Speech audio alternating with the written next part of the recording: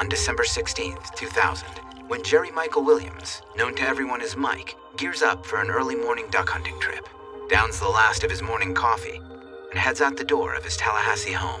He was always happiest outdoors. Michael was a hunter from the time he was 6 years old. He would be out with his little bow and arrow shooting at targets. Mike's destination is Lake Seminole, Florida, a favorite spot where he has fished and hunted for 16 years. It's about 60 miles and a time zone away from Tallahassee. On his way, Mike stops off at work to pick up his shotgun. Though he is only 31, Mike Williams is already a successful commercial real estate appraiser in Tallahassee, and business is booming. His employer, Clay Ketchum, thinks highly of him. He was really at a point in his career where he was really coming into his own.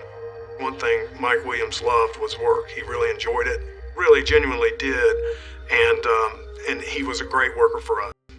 He had grown to where he was my primary real estate appraiser. There was almost nothing that he couldn't do. Mike and his wife Denise are the parents of an 18-month-old girl.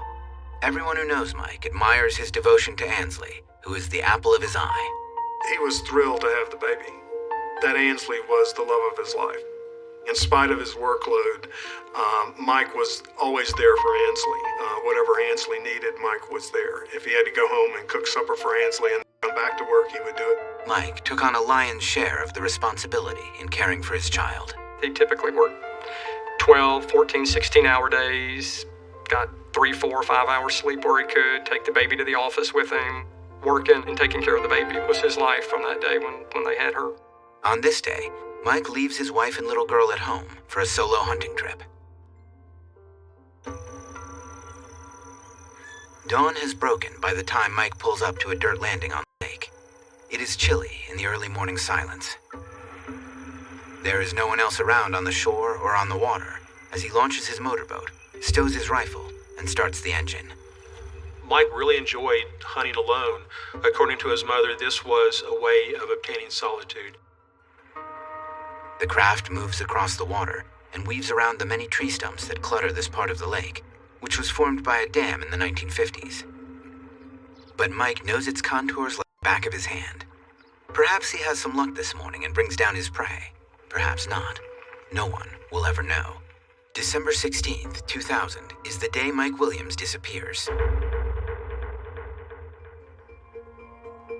When Mike doesn't return home by noon, his wife Denise is fretful. It is their 6th wedding anniversary, and they have plans to go on an overnight trip to celebrate.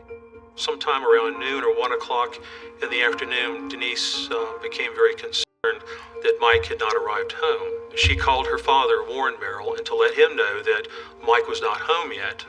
Mike had favorite places he would go when he would hunt and fish, so Warren basically knew where to go.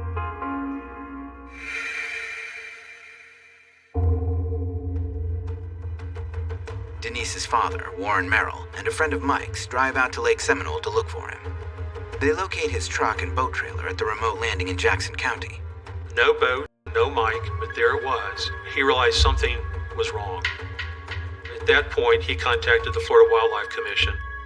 In Florida, the Florida Wildlife Commission, or FWC, is responsible for trying to find missing hunters. The first officer on the scene arrives about 4 p.m. I started to call in other officers to come help us search. Mike's mother, Cheryl, is out for a walk when the news comes to her eldest son, Nick, that Mike is missing. When I got back home, Nick was crying. And he said, "Mama, they can't find Mike." I said, "What do you mean they can't find Mike?"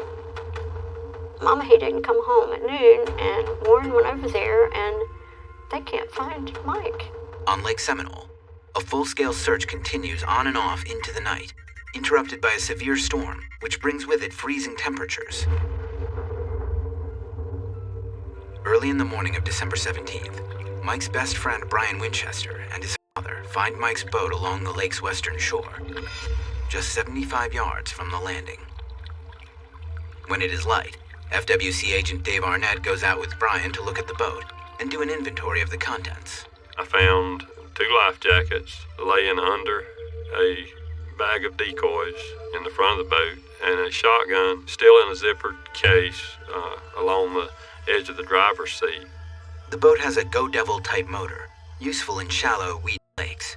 He checks out the gas tank. I took the top off of the gas tank, and when I did, I immediately saw that it was absolutely full of gas, that it had not ran very long. So my feeling was that he had fell out of the boat near the landing. Responders search the area. The water is only 3 to 5 feet deep here and is choked with vegetation, but there is no sign of Mike. If Michael had fallen out there, you would have found his body. The location of the boat is also surprising, given the heavy western winds of the storm the night before. The boat should have been blown to the eastern shore, not washed up on the west bank. After the first day passes with no sign of Mike, it is assumed that Williams is the victim of a tragic accident. I felt very sad. We really felt like that Mike had drowned and that he would be found probably within a week or so. Over the coming weeks, officers spend 735 man-hours over an unprecedented 56 days scouring a 10-acre patch of Lake Seminole for Mike Williams. Many law enforcement agencies were involved in this initial search, but the initial search was for a missing person. It was for somebody who may have had an accident on the lake. This particular lake, it's not that infrequent to have a drowning victim. We expected, to recover the body quite soon. We just had problems understanding why we weren't able to locate the subject. As time goes on, the search party questions why Mike's body doesn't float to the surface. Historically speaking, most people that do go missing in Lake Seminole eventually will surface and a body will be found. I believe that there is some data that says that Jerry Michael Williams was the only body that was never found out of Lake Seminole. There were theories floating around that maybe he wasn't here, but we continued with our search as if he was here because we had no other indication that he would not be here. His vessel was here. He was a duck hunter on this lake. There was just no trace of Mike. It was like he disappeared into thin air. Soon, a troubling theory develops. People start saying that Mike must have pitched overboard, and the chest-high waders he wore for duck hunting had sucked him 8 feet to the bottom. The alligators that infest the lake, some up to 10 feet long, must have gotten to him before the searchers could. Their evidence investigator said, "Miss Williams, I'm sorry to have to tell you, but your son fell out of his boat and bumped his head and drowned, and alligators ate him." It is not an explanation Mike's mother can accept. Coming up, suspicions grow that the disappearance of Mike Williams is no accident. So what are my other alternatives if he didn't get eaten by alligators? Did he walk off? Did somebody hurt him?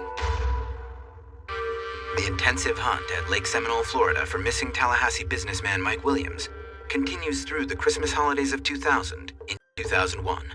When they were doing the search, they'd taken these big PVC poles, and they were standing in boats, and they were literally going down, like every 6 inches, poking, trying to find a body, something. By February, 2 months after he disappeared, there is still no sign of Mike Williams. But the theory that he may have been eaten by alligators gains traction. This was no doubt the most exhaustive search in this lake. Since the lake it has been in existence since 1957. So there had been theories that started as far as what may have happened to Mike. Why did he disappear? One of the earliest thoughts was that Mike may have been attacked and eaten by alligators.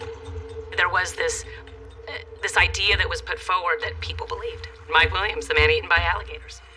Mike's boss, Clay Ketchum, hears the theory that Mike might have been eaten by alligators from Mike's best friend, Brian Winchester. And he said, "I hate to even mention this to you, but there has been the thought process that an alligator has got him."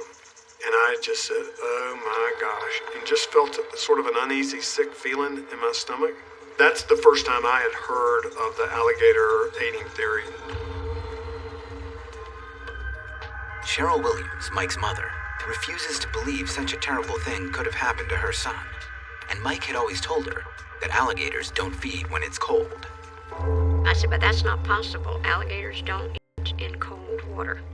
So then I called Florida State University and talked to their top alligator expert. And he said, "No, your son could not have been eaten by alligators. Physiologically impossible. While it's a good theory, it won't hold up in your son's disappearance." The evening Mike disappeared, a cold front moved through the area, and the weather for the next couple of weeks was freezing. It got down to 19 degrees. It was very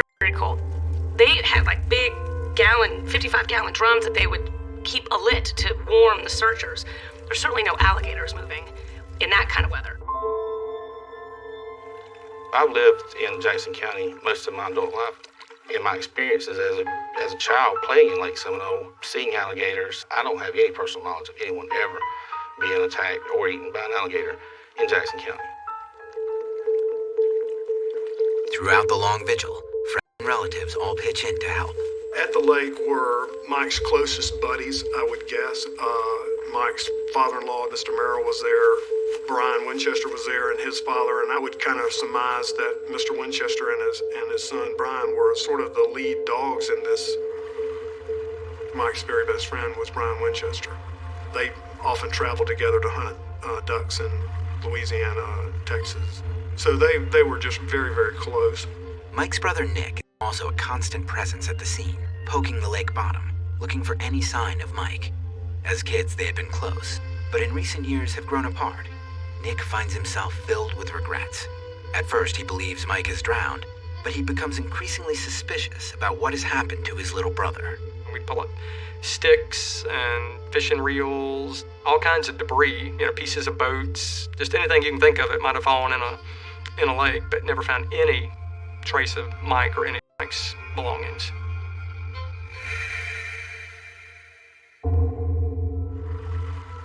Then, 10 days after Mike's disappearance, an FWC officer sees a hat floating in some weeds at the lake's edge. Officer Perry and myself were searching, doing a grid pattern across the stumpy area, and we noticed a camouflage hat floating off to the east weed line of the search area. We collected the hat, which was a camouflage duck hunter's hat. To the FWC officers, something seems odd about the find. The hat hadn't been there when they previously searched the area. 9 days prior to that, the hat was not there. There was nothing that we had found in an extensive search across the area. And on the 10th morning of the search, we found the hat floating there. The hat was like new. It had no slimy residue on it that things in Lake Seminole normally has. It appeared to have been recently bought or a new hat. And Brian, Mike's friend, says, well, it looks like a hat that Michael had. But everybody at the search site knew that the hat had not been there for 2 weeks. They tested it for DNA. It came back that Mike's head was not in this hat. They could not find any traces of DNA in there. Mike's family can't help but wonder if the hat was placed there intentionally. They just don't know who would have done so. Why? In February, Mike's wife Denise decides to hold a memorial service for her husband. Denise's father came to me and Nick, and he said Denise needs to get on with her life. We need to have a memorial service. And I said, but we don't know that Mike's dead. He's in the lake. I told you he's in the lake. And Nick said, but we don't know that he's dead. But if she wants to have it, okay. The memorial takes place on February 11th, the day after the search officially ends. I thought Denise was brokenhearted. Anytime I was around her, she wasn't talking very much. She seemed really sad. She wasn't having very much to do with the baby. She was sleeping a lot. For the authorities, the Mike Williams case is closed. FWC's accident report ends simply with the notation that the duck hunter remains missing. According to Cheryl, about a week after the memorial, Mike's friend Brian Winchester meets with an attorney to ask about the requirements to have someone declared dead without a body or death certificate. And while Denise Williams seems to want to put the tragedy behind her, her mother-in-law is not able to let the matter rest without proof her son is dead. So what are my other alternatives if he didn't drown in the lake and he didn't get eaten by alligators? Did he walk off? That was not something I wanted to think either, because he loved that child so much and he loved Denise. She tries to convince the authorities to investigate her son's disappearance as a criminal case. But she is unsuccessful. Still, she finds it hard to believe that Mike is dead and holds on to the hope he is alive somewhere. But if her beloved son is dead, Cheryl is certain that Mike didn't meet with an accidental death hunting on Lake Seminole. She believes his disappearance is due to foul play. I couldn't think of anybody that would want to hurt my son. So what I did was I started listening. And And I started writing down everything that everybody said. And all of these different things just didn't add up. Coming up, Mike's mother finally gets a criminal investigation going. But is it too little, too late? Absent Mike's body, absent any trace of him, without any kind of physical evidence at all, it is incredibly difficult to crack this case. Leaves a hole in his mother Cheryl's heart. Her husband Jerry has recently died after a short illness. Now she has also lost her youngest son. Mike had risen to affluence, making $250,000 a year as a real estate appraiser, but he had begun his life in modest circumstances. His father was a Greyhound bus driver, and his mother has always made ends meet by taking care of other people's children along with her own. Mike and his brother Nick grew up in a double-wide trailer surrounded by woods in the countryside. A deeply religious woman, Cheryl scrimped and saved to send her sons to a private Christian school in Tallahassee. That's where he met a lot of people that I would say are from a higher socioeconomic background, lawyers and professional engineers, those types of things. I think that was part of why Mike was driven so much to earn money, but also to be respected and earn the respect of his peers. Mike was popular and on the football team. In the 9th grade, he met Denise Merrill, a new student. They fell in love. She told me, she said, "Miss Williams, I saw Mike on the first day, and I knew he was it. I loved her. I thought she was wonderful for Mike. Her family was one of the best families in Tallahassee, and she was beautiful. I was proud of her." At school, Mike also met Denise's childhood friend, Brian Winchester, and all three often hung around together. They were all friends until the day Mike Williams disappeared. Mike was president of the senior class, and Denise was voted best dressed. After they graduated from college, Mike and Denise got married. But after the wedding, Mike's mother and brother Nick say, they didn't see Denise very much. When he got married, he didn't talk too much about the marriage, about what was going on in his life. Mom, Dad, and me didn't get invited over too much. They pretty much kept to themselves. When Mike brought his daughter to visit, he usually came alone. I always had the feeling that Denise just really didn't like any of us that much. Kind of looked down on us. Denise just went out of her way not to visit that much, even when Mike was there. Still, Mike's family never thought there was anything wrong in the marriage. The official search for Mike Williams ends in February 2001. Then in June, 6 months after he disappeared, a new piece of evidence floats to the surface of Lake Seminole and raises questions. A fisherman on the lake finds a pair of waders drifting in a spot he has fished many times since Mike disappeared. He calls the Fish and Game Service to come and examine them. The waders were not slimy. After 6 months, they should have been slimy. They were clean waders. They were like new. They were completely pristine. There were no alligator teeth marks.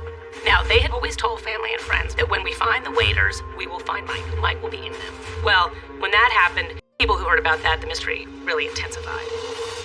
The waders are shown to Mike's friend, Brian Winchester. He can't make a positive identification, but says they look like waders Mike used.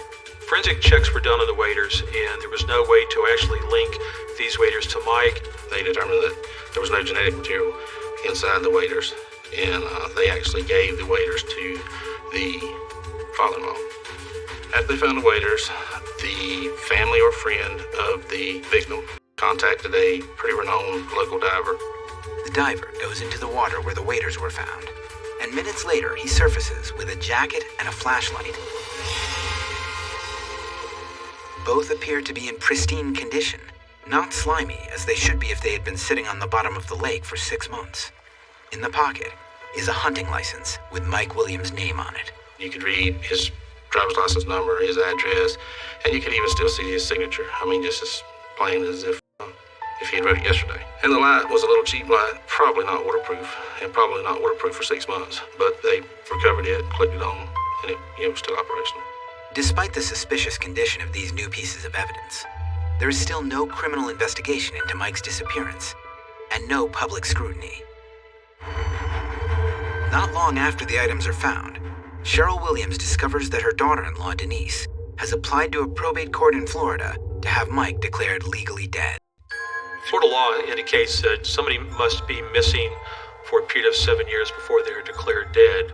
However, that can be changed if there are circumstances which come up which may prove that somebody may have perished of an accident, homicide, or whatever. Then that can be changed and brought up before the court.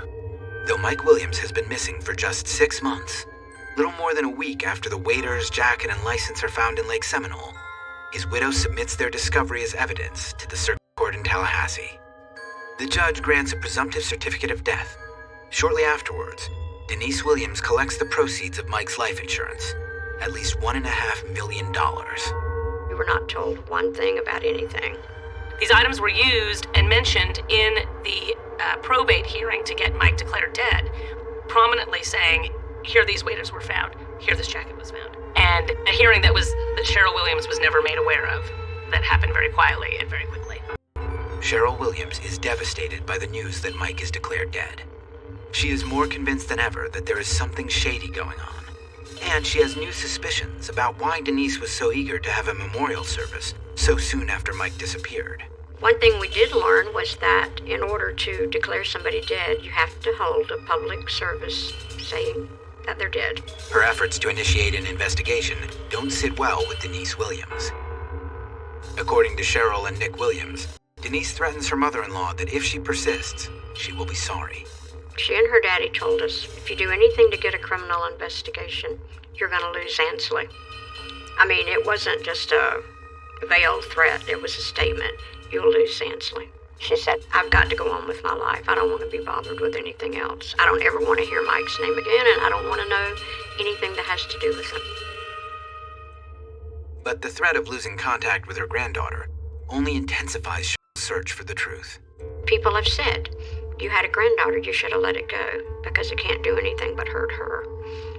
But I also had a son, and I didn't have anybody looking for him but me. It takes 3.5 years, but finally in 2004, a family friend helps Cheryl get her suspicions before an investigator at the Florida Department of Law Enforcement. An investigation is finally launched into the disappearance of Mike Williams. Several different law enforcement agencies look into the case, and in the end, they all agree. Is it more than likely Mike did not disappear at the lake, that something happened to Mike maybe before he went to the lake? The investigators face overwhelming challenges. At no time in the 56-day search for Mike Williams was his disappearance investigated as a possible crime. Nothing was handled in the way that investigators normally would handle, say, a crime scene. His home was never searched. Neither were his boat and trailer, which were driven off and left at Brian Winchester's father's home for months. The searchers trampled all over the places where his boat and truck were found, obliterating any possible evidence.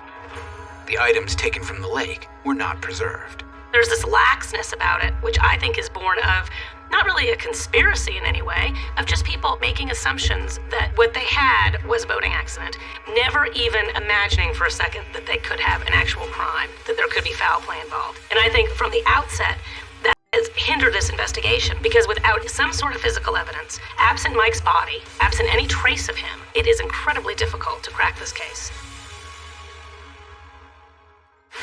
Coming up, a reporter shines new light on the case. Almost every person that I talked to said they thought it was strange from the very beginning, and listed After an official investigation begins into Mike Williams' disappearance, authorities are soon convinced that it is a suspicious missing persons case. Lake Seminole is in Jackson County, Florida, and Derek Wester, an investigator with the Jackson County Sheriff's Department, is pulled into the case in 2004. If you were ever an investigator, then you know what I'm talking about. Or if you've ever investigated a mystery, you pick up this case and you read it. After second page, you're hooked. You're like, oh, I can solve this. Wester left law enforcement in 2010, but he worked on the Mike Williams case longer than any other investigator, and he still feels a responsibility to Mike's mother, Cheryl. You feel that hurt and that loss that she's got. I think that Ms. Williams deserves to know. I told her I knew whatever I could. He shares an opinion about the case with other law enforcement. I think that he was the victim of foul play. Wester believes the timing of the discovery of the waiters and other evidence in Lake Seminole, so close to the hearing to determine Mike dead, is suspiciously convenient. It was either God sent or man sent. It would be my best Either somebody put it there or God put it there, because it hadn't been there for the last 6 months. When he begins his investigation in 2004, Wester learns the Florida Division of Insurance had conducted a quiet investigation of its own back in 2001. The agency thought it was curious that Mike's widow Denise had filed a claim on one of his life insurance policies just 20 days after he went missing, while the search for him was still going on. Mike had 3 very large insurance policies, and before the actual search was ended in February of 2001, his spouse Denise went ahead and started to explore the possibilities of obtaining some insurance monies. At some point, the Florida Department of Insurance actually got involved and started to check on the timing of the insurance policies. Mike's boss, Clay Ketchum, knew about one of the insurance policies because Mike had asked his advice about buying it just 6 months before he disappeared. Should he get $1 million worth of coverage, or should he get a lesser amount? And I said, well, get all the life insurance you can. Clay also knew that Mike had been having some trouble in his marriage. Probably 30 days prior to his disappearance, he shared with me some issues that he was having at home. For Mike, he was very vocal about it in terms of he wasn't happy with the way things were. But Clay didn't tell the first insurance investigator who questioned him about the marital problems, feeling it would violate his friend's confidence. Though he had reason to wonder why Denise was so in need of money, since he was still paying her Mike's residual income. Denise continued to receive checks, and so I felt like there was enough, cash flow there to and I certainly disclosed to Denise how much money would be coming in, and it was probably a year and a half after Mike's disappearance before the checks finally stopped. So there didn't seem to be a desperate need for the money. In 2004, there is a new development. Denise is now openly dating Mike's best friend, Brian Winchester, who has gotten divorced from his wife. It was probably just a few years after Mike disappeared that Denise came out and told us that she and Brian were dating. That same year, the FDLE launches a criminal investigation together with Derek Wester from the Jackson County Sheriff's Office. You had to have motive for a crime, and there's only 2 people that benefited from Mike Williams' death, and that was a pretty substantial amount of money. So, to me, there's always been 2 persons of interest. During the course of the investigation, Wester interviews Brian Winchester. And we got a call shortly thereafter that he had retained an attorney and he didn't want to speak with us anymore. And then the same attorney also advised us that the widow, Miss Williams, didn't want to be a part of it. They wanted to put it behind them. Shortly afterward, in 2005, Brian and Denise marry. They continue to live in the home Mike had bought in an upscale suburb of Tallahassee.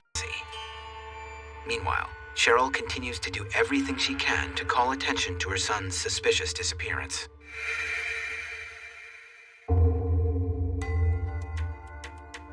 Jennifer Portman, a senior reporter for the Tallahassee Democrat, never even hears about the Mike Williams case until 2006, when she sees an ad in her paper placed by Cheryl.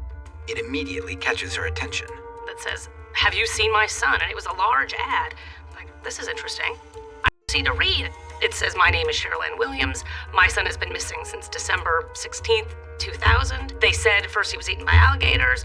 Now they think he was the victim of foul play." I mean, it was this very compelling, long thing. And I'm like, alligators, missing guy, investigation. And the second I saw that, I'm like, this is a story that we need to follow up on. It was a compelling mystery. She pokes her nose into the case, digging up court records, talking to almost everyone who was ever involved in investigating his disappearance. Though there was never much media coverage of the case, she learns that to many in Tallahassee, a small city and gossipy state capital, the case is something of a legend. Almost every person that I talked to 6 years later said they thought it was strange from the very beginning and listed reasons why. Her articles bring in new leads, and it is clear from her interviews with law enforcement that the focus on what happened to Mike has shifted. By 2006, investigators doubt Mike was ever at the lake December day 6 years before. They think the entire scene appears set up to deceive law enforcement and members of his family about what really happened to him. They're convinced now that he never made it to the lake and that he was murdered, most possibly just in his own house, and then the events were all staged to make it look like a hunting accident. That's leading law enforcement opinions. And the mystery is, if Mike never left his house to go hunting, how did those items get out there? Take 2 people. One drives that truck, one drives another truck. He pulls up, unhooks it, pushes it out. It wouldn't be hard at all to stage this. There are people who know what happened to Mike, or at least know a lot more about what happened that night or that morning, that have never come forward. Coming up, could new revelations lead to Mike Williams' killers? They have new evidence that they're going over, and I hope that it's something that they can use to charge and convict somebody. There is a new twist in the Mike Williams disappearance case. Authorities have already learned that the $1 million life insurance policy Mike bought 6 months before he disappeared was sold to him by Brian Winchester, now the husband of Denise Williams, Mike's widow. Now, the Florida State Division of Insurance Fraud announces it will take a fresh look at the case. It's hard to overlook that his widow did marry the best friend who was instrumental in 2 of those insurance policies, and we don't overlook that. While Denise had disclosed those policies in her petition to have Mike declared dead, she hadn't mentioned another. We know that there was at least one more insurance policy, a pretty substantial amount of money too, that she failed to disclose. And we also had the proof that she knew that that policy existed between the disappearance of Mike and the petition she wrote a check out to the insurance agency for the premium. Wester thought the insurance investigators had a pretty good case. But then, late in 2008, fraud investigation is closed, citing a lack of sufficient evidence that insurance fraud had occurred. I thought we was going to be able to make an arrest, but for some reason, nobody ever got arrested. I don't know why the warrant was never applied for or issued. Over the years, Derek Wester has worked with an ever-changing cast of investigators on the Mike Williams case from a number of agencies. So many, he finds it puzzling. It's odd. The FDLE reassigned the case to, 4 or 5 different agents that I know of. And then they get pulled off the case and somebody else gets reassigned. Mike Devaney is the latest FDLE officer to tackle the Williams case. He says the agency has never dropped the ball on the investigation. There has not been a year since 2000 where there hasn't been something investigatively going on with this case. We have a tremendous amount of information, and we are re-examining. I really think that FDLE is on the right track now. They've got new angles. And I honestly believe that they're really working on it now. Derek Wester stopped actively working on the case in 2008, but he says he keeps an eye and ear on it even now. They have some new information. They have new evidence that they're going over, and I hope that it's something that they can use to charge and convict somebody. The FDLE says they have persons of interest, but won't officially identify them. Neither Denise nor Brian Winchester has been named as a suspect or charged with any crime. Nevertheless, some people are curious about Mike's widow and former best friend. I don't know if they did it or not, and I just don't have any reason to suspect that they did. I just have this incomplete loop in my life where, and all of us do that love Mike, that we don't know what happened. It seems that if anyone should be questioning what happened to Mike, you think it would be his wife and his best friend. I mean, the facts are there for them as they are for everyone else, and they won't really comment on this. In an email, Brian Winchester declined our interview request to him and his wife Denise. In spite of everything, Cheryl Williams still holds out hope her son is alive. I've always had 2 choices. Mike's dead or he's alive. Until they can bring me his body, or proof of his body, I don't have to believe that he's dead. I can still hold out that hope that he's alive. She knows she is the only one, but that is her duty as a mom. Until she knows for sure, she is not going to let him go. And I know that as every day passes and every year passes, it's a crushing burden. And of course, there is another possible explanation for Mike's disappearance. He may have arranged it himself. The pressure of work, the workaholic nature in him got the best of him, and he just said, I can't stand the pressure anymore. Some people say that he's down in Costa Rica or Mexico or somewhere sitting on a beach, drinking drinks with funny little umbrellas. But those who know him best discount that theory. My brother was not the kind of man who would just walk up, picked up and left. Ainsley was his pride and joy. That father deeply loved that child. I can't imagine him in a million years leaving that child. There were investigative steps to try to determine, did Mike do this? And those came up negative. There's no evidence that Mike had a different identity or is living in Rio. And so that only leaves one other possibility, and that's that somebody hurt him and have done something with him. Cheryl Williams can't rest until she gets an answer. one way or the other. I can't even begin to tell you how horrible it is. It's in my head all the time. My youngest child is not here, and I don't know how he died, if he's dead. I don't know where he is, if he's alive. All I've had is people lie to me. Tell me, "You're crazy, Miss Williams. He got eaten by alligators. Leave him in the bottom of the lake." As Cheryl Williams cares for children at her home daycare business, she remembers the child she has lost, and that child's child. She hasn't seen her granddaughter Ansley since October of 2004, but she hopes one day to reconnect with Mike's child. Each year on Ansley's birthday, she puts an ad in the paper to tell her she still loves her. If I had not done what I did for all these years, not one other person in this world would have questioned his disappearance. 80 people have drowned in Lake Seminole. Mike's is the only body that never came up. Intrepid as ever, Cheryl still pickets in Tallahassee from time to time, with a homemade sign to remind people Mike is still missing. She and Nick put up posters, but they are often quickly torn down.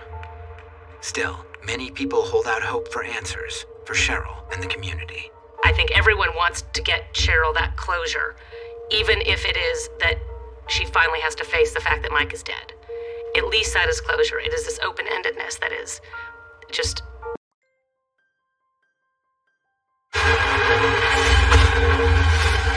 A deadly web of secrets and lies ensnares an unlikely group of people. It was a good marriage. We thought it was perfect. Double lives and hidden truths end up buried in a shallow grave. You didn't know this, but she had a boyfriend. Nobody expects something like that. Who can you trust? Who should you fear? She was a manipulator. She was a liar. He was extremely jealous. He was installing cameras all over the place. And when secret lives are revealed, he wasn't successful, he didn't have money. He was portraying himself to be somebody that he wasn't. It was all fake. It leads to a vicious and despicable crime. The body pretty badly decomposed. To get to the truth, detectives unravel a sinister story of lies and deadly deceptions. The whole point was to push that first domino to get all the rest of them to fall. That's exactly what happened. The twisted truth revealed. Every fault he had was exposed. It's just a web of lies. There is no justice. There is no closure. There is no ending to this. A secret to die for.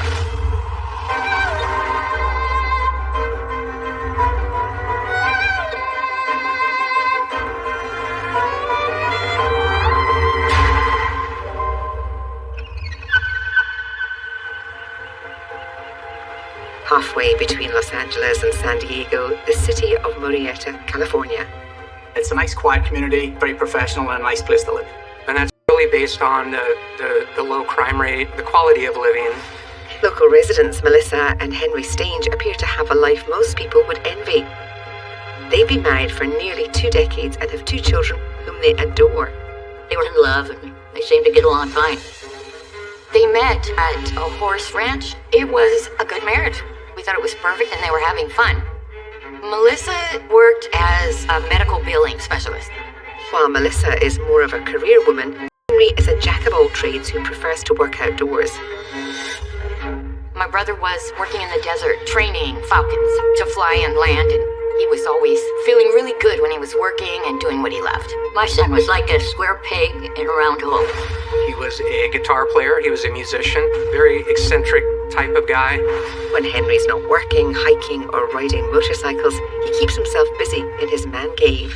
Henry hung out in the garage of his home a lot. He had all of his equipment in the garage, his guitars, amplifiers, his speakers. And he's got his ham radio to keep him company. He would spend hours working on equipment and things like that, all the while listening to the ham radio. But then, one night, a hit-and-run accident changes the lives of Henry and Melissa forever. My brother was visiting a friend in Pomona. He was leaving. He walked outside to get on his motorcycle, and he was putting his helmet on.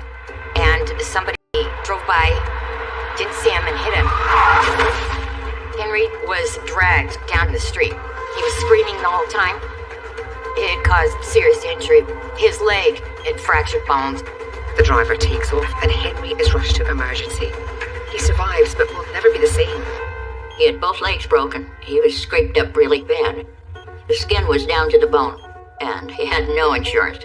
Henry is unable to work or do any of the things he loves. Henry He was an outdoorsy kind of guy initially, until he had the accident, and then after that he became a whole lot more secluded. Essentially, he became a loner. As time passes in Southern California, things only get worse for Henry. The pain becomes unbearable. That's when the problems were starting. Depressed, disabled, unemployed, and in constant pain, Henry's only relief is the medication prescribed to him by his doctors, OxyContin, which has some troubling side effects. They can prevent people from doing daily activities because they basically need this medication in order to operate. They are unable to have a normal life. They can't get a job. It can be devastating. It's not long before Henry is dependent on and overusing the powerful opioid. I think they gave him that OxyContin like it was candy. Henry keeps his growing addiction to painkillers a secret, but it begins to take a toll on their marriage nonetheless. It made him tired. It made him erratic. He would go for weeks without talking to Melissa, and then other times he'd be like, hi, happy. And she thought he was crazy. As Henry's prescription dependency overpowers his life, the once happy couple begin fighting on a regular basis. It gets so bad, the police are called in. Henry and his wife did have disturbances. If I had to guess, I would say we responded to their home 6 or 7 times regarding those problems. Melissa confides in her mother, Valerie, about the problems they're having, and Valerie reveals a secret of her own. She didn't like him. She wasn't happy about the marriage in the first place. She had nothing positive to say, but rather believes that he's just not a good husband. Months pass, and Henry can no longer hide the severity of his drug addiction. I think everything just kind of blew up. Melissa decided to pack up and take the kids and move in with her mother. And that's when things really get messy. It was a very rocky divorce. Until the divorce is finalised and custody of the children is settled, Henry continues to live in the family home, but he's not working, so Melissa pays the bills. I believe Melissa paid the mortgage and was ordered to pay the utilities. Meanwhile, Henry is flat out broke. He probably got some kind of checks or money from an assistance program. He was not able to support himself very well. He couldn't. And how he got extra money was selling things. He would buy things and sell things. Electronic equipment, welding equipment, stuff like that. That's not all he's selling. The abundance of pills prescribed for his painful condition are a valuable and desired commodity. Henry was selling Oxy on Craigslist. He put an ad on Craigslist to sell his prescription drugs in order to get some sort of income. And at that time, one pill could be anywhere from $5 to $20. But this isn't the life Henry wanted. He's utterly alone, dependent on pills, and broke. He sinks into a depression. I think he wasn't operating on 4 cylinders, if you get me. He kind of like fell apart once his marriage was falling apart. But thankfully, Henry finds a lifeline to a new world of possibilities and a new way to connect with others. Ham radio.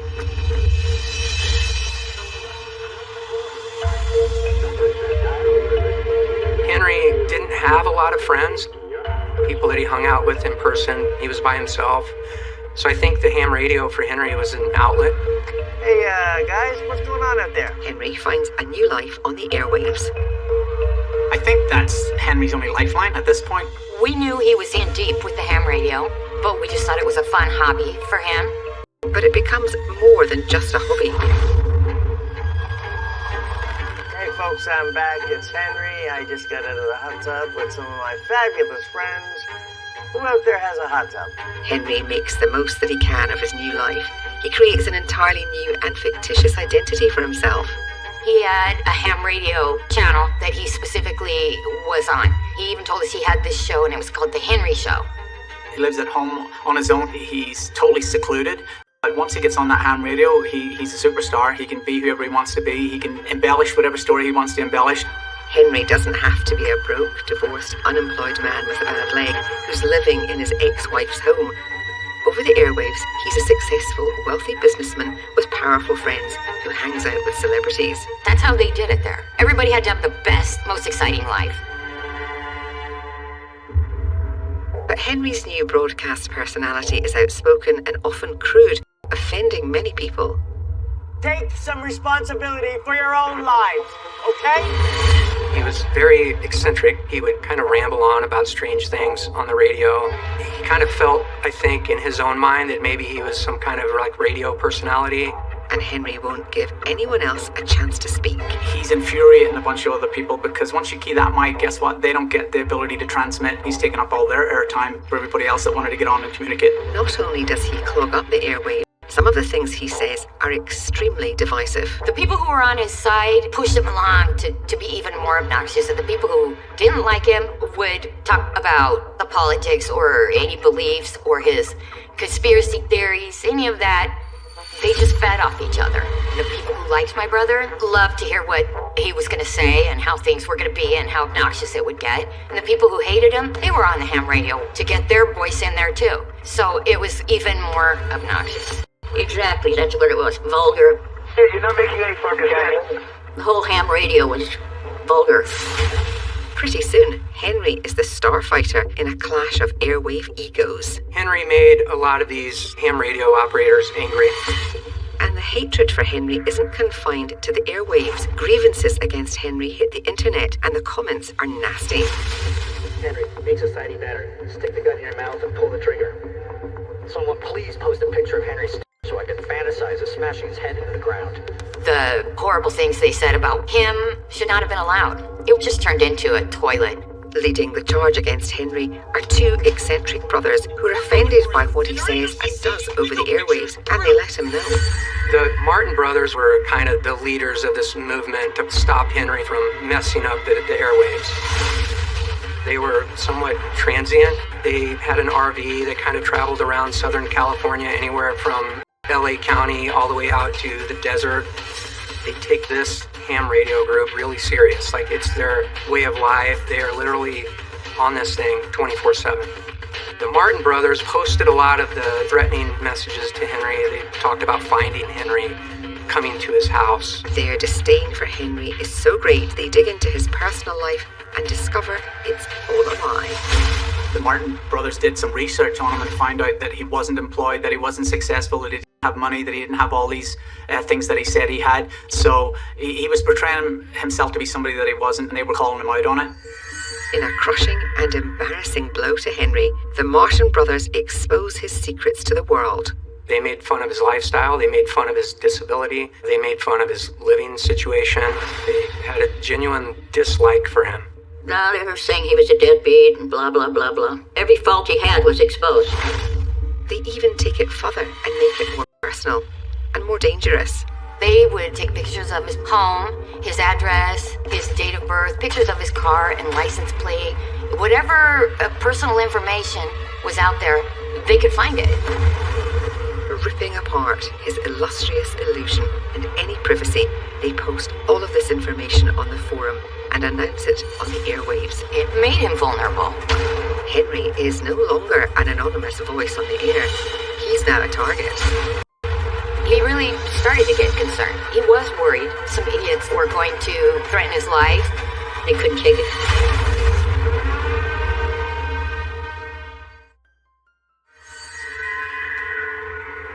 Henry Stange has dangerous new enemies who've exposed his lies and deepest secrets to his entire world. Some people were mad at him. The two brothers hated him. It was incredibly cruel. Henry's family is targeted with threats as well. I started getting phone calls. They wouldn't say who they were. They would threaten me, and they would also threaten Henry. As the attacks get more personal, Henry wonders how they're getting such intimate details of his life. He would hear personal information on the ham radio, information on the divorce. But who would know his most intimate details besides a family member? He had to come to the realization that some of the information that was being told on the ham radio by the brothers could only come from Melissa's family. I think they had connections with people on the ham radio. And Melissa's mother is just as angry as she is. Henry and Melissa's divorce is dragging on much longer than anyone thought it would. It's causing a lot of extra stress and financial burden for her daughter. It was not an amicable divorce by any stretch of the imagination. It was court ordered that everything was supposed to remain the same. As far as bills, mortgage payment, just like it was always. but she wasn't paying the bills. So his lights could get turned off. Making things as difficult as they could with Henry's life now. When the divorce got ugly, it got ugly. They ultimately even got restraining orders against each other because they couldn't see eye to eye.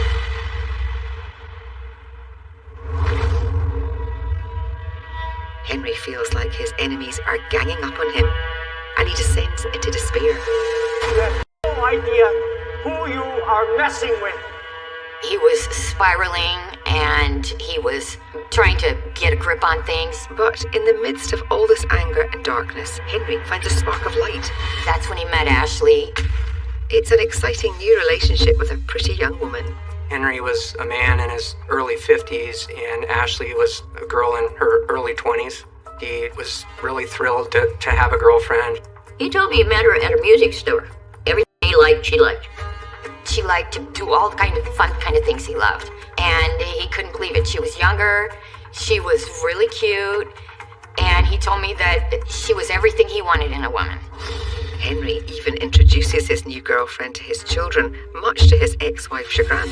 I remember one specific time they had met at a park, and Melissa had brought the kids to the park, and my brother had Ashley with him. A little jab, I guess. Ashley's presence doesn't help the escalating tension between Henry and Melissa. In fact, it's about to boil over. It was Mother's Day weekend, and Melissa had come by the house. I don't know if it was because Henry needed clothes for the kids or she was picking up the kids.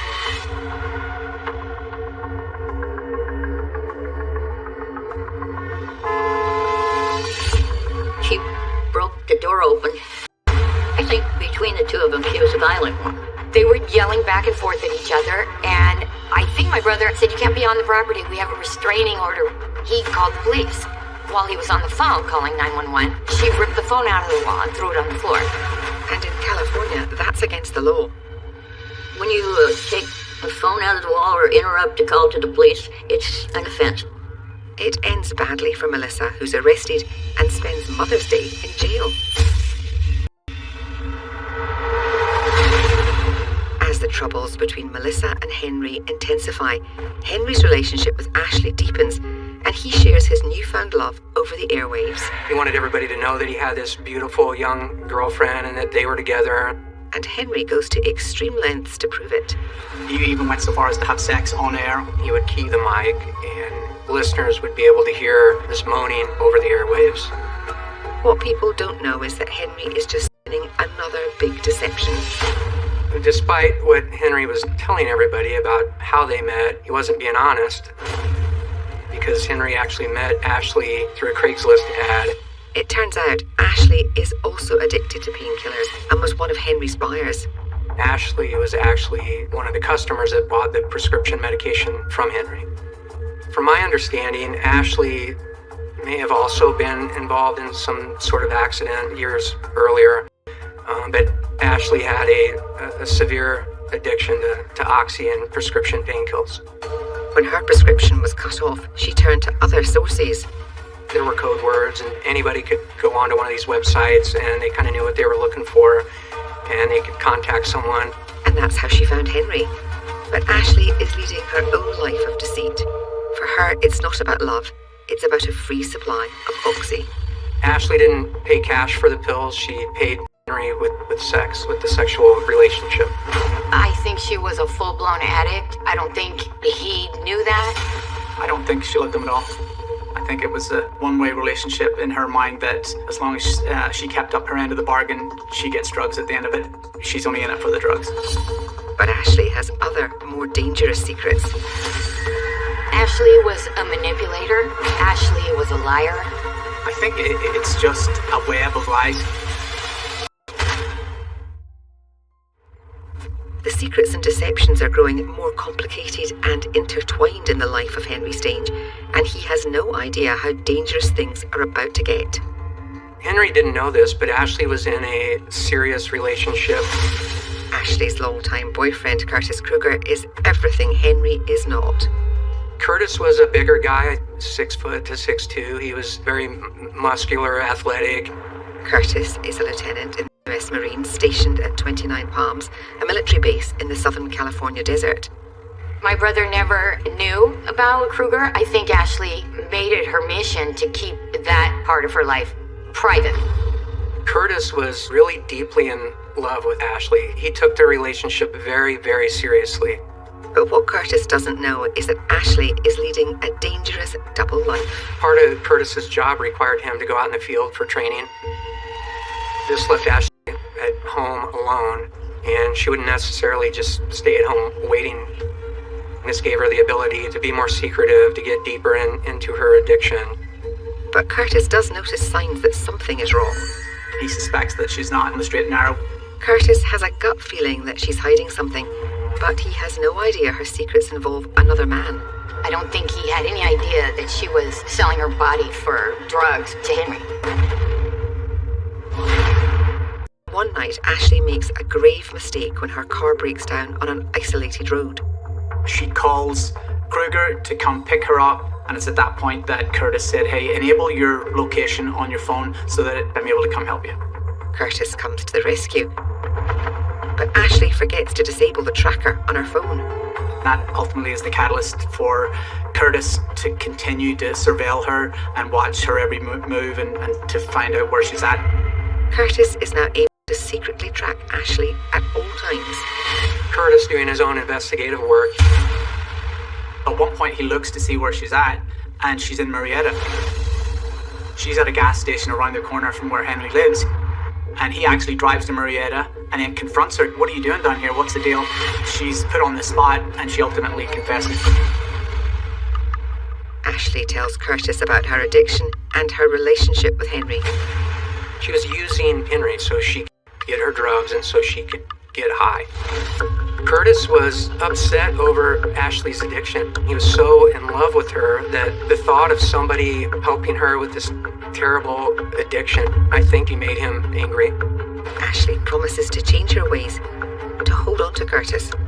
She agreed to go to counseling and some sort of rehab to get her over the hill and get her off of the drugs. Because Curtis was so deeply into her and he really wanted to fix her, and she knew that. She agreed that she would stop doing this. She wasn't going to see Henry anymore, but it was all a lie. Ashley has no intention of giving up drugs or Henry. She was a pathological liar, or maybe she lied because she was making excuses to get her drugs, her lifestyle. But she lied repeatedly. But Curtis is in love, and thanks to Ashley's lies, he's now on the list of people who hate Henry with a passion. And the secrets are about to take a violent and deadly turn. Nobody expects something like that. It was horrible.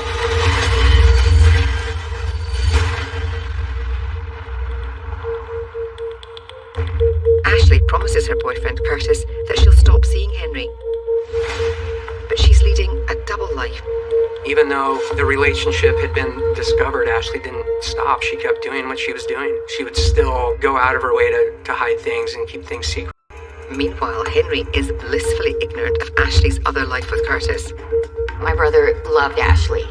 I think she used Henry and she made him feel like she was in love with him, even though she wasn't. It was all fake.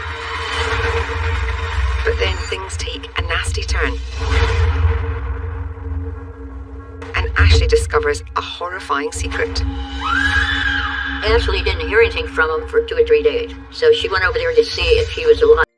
And he was alive, but still just becoming conscious. Someone had broken into Henry's house while he was sleeping on the couch. He just woke up to someone attacking him. He was being bludgeoned. Someone hit him in the head with the hammer. Henry didn't see who attacked him, but he's grateful Ashley arrived in time to save him. I had said, you have to go to the hospital. Why would you wait so long? He said, don't worry. Ashley's here. She's taking care of me. She bought special Band-Aids, and she's going to get me back to health. Although he doesn't remember much, Henry does remember one thing about the attack.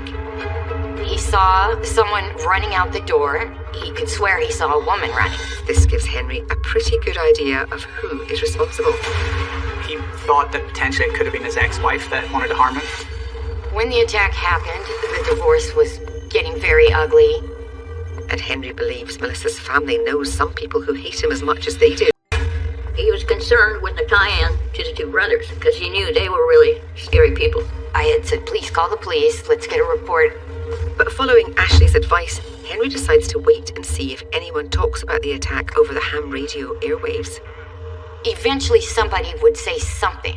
And the first moment that somebody on the ham radio said something or brought up the attack, they'd know immediately who was involved because nobody knew except the two of them, Ashley and Henry.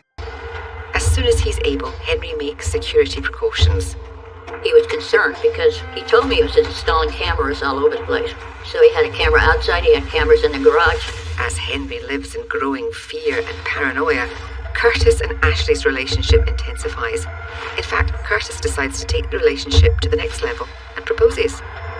They talked about getting married. They talked about having kids. They talked about, moving to the East Coast. This delicate web of lies binds Henry, Ashley, and Curtis together. But a week later, 100 miles away, a grisly discovery changes everything. A hiker is exploring the California desert when he spots something unusual. Our avid outdoorsman sees vultures pulling at a carcass in the desert. So this gentleman took several photographs of that and thought nothing of it. Later on that night, showed the pictures to his wife. Look at this. What does this look like? That doesn't look like a carcass. That looks like human remains.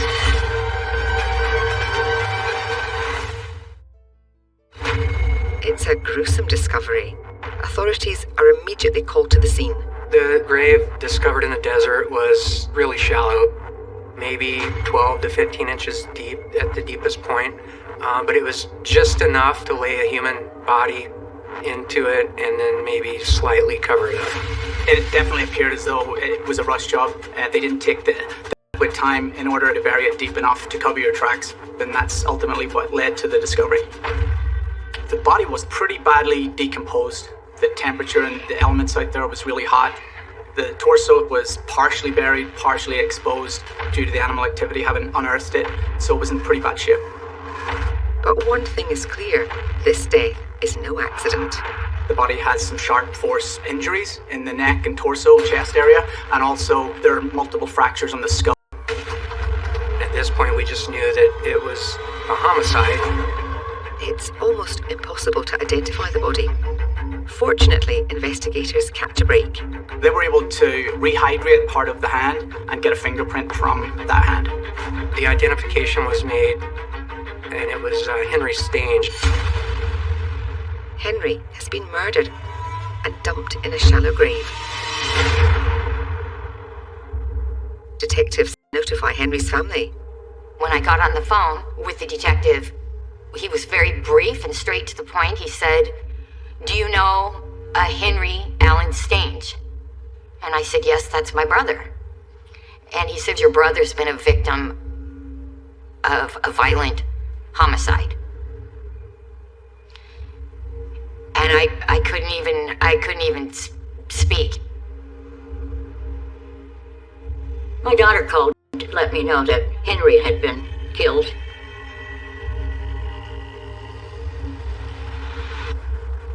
And now the investigation begins. At this point, we don't know where the homicide took place. Police search Henry's residence for clues. They go through the house, they're searching room to room. Ultimately, they go into the garage. The second they step foot in the garage, they know something is wrong. The blood in the garage was still visible. It had coagulated. There were large pools of blood. There was blood spatter on all the walls. It was all over the place. It looked like a pretty vicious crime scene. But there are no clues to point them to the killer. There was no physical evidence at the crime scene. There was blood. There was no DNA. There was no fingerprints. Not only that, all of the cameras and the hard drives Henry installed for his safety had been removed. They had been taken. So whoever these people were, they did a good job of hiding what they did.